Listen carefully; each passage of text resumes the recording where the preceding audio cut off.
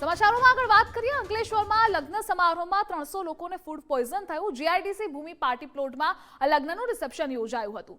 માં ચામુંડા કેટરર્સ દ્વારા બનાવવામાં આવ્યું હતું ભોજન। અંદાજિત 300 થી વધુ મહેમાનોને ફૂડ પોઈઝન થયું છે।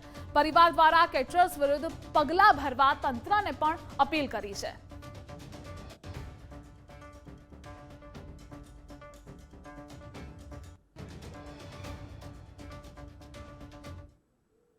છે 24 તારીખે બપોરથી જ પપ્પાનું અને સાંજે મમ્મીનું ને હું ને મારી વાઈફ એ બધા જ એક જ હોસ્પિટલમાં એડમિટ થયા છે અને બધાનું જ બ્લડ રિપોર્ટમાં ફૂડ પોઈઝનિંગનું જ આવ્યું છે અને બધાનું ટ્રીટમેન્ટ એ જ ચાલે છે। અમે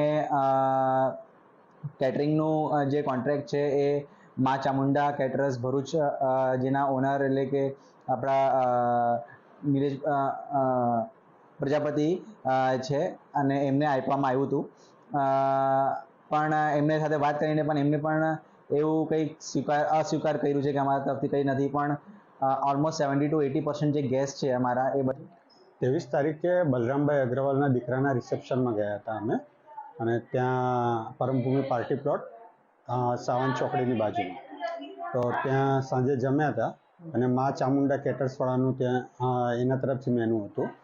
એ જમ્યા પછી રાત્રે થોડું અનકમ્ફર્ટેબલ લાગ્યું ને 3-4 વાગ્યાથી વોમિટિંગને ઝાડા ઉલટી થઈ ગયા હતા તો તાત્કાલિક પછી આસ્થા હોસ્પિટલમાં એડમિટ થયા તો ડૉક્ટરનું કહેવું છે કે ફૂડ પોઈઝનિંગ થવાના કારણે તમને આ બધું થયું છે અને મારા ફેમિલીમાંથી બધા જ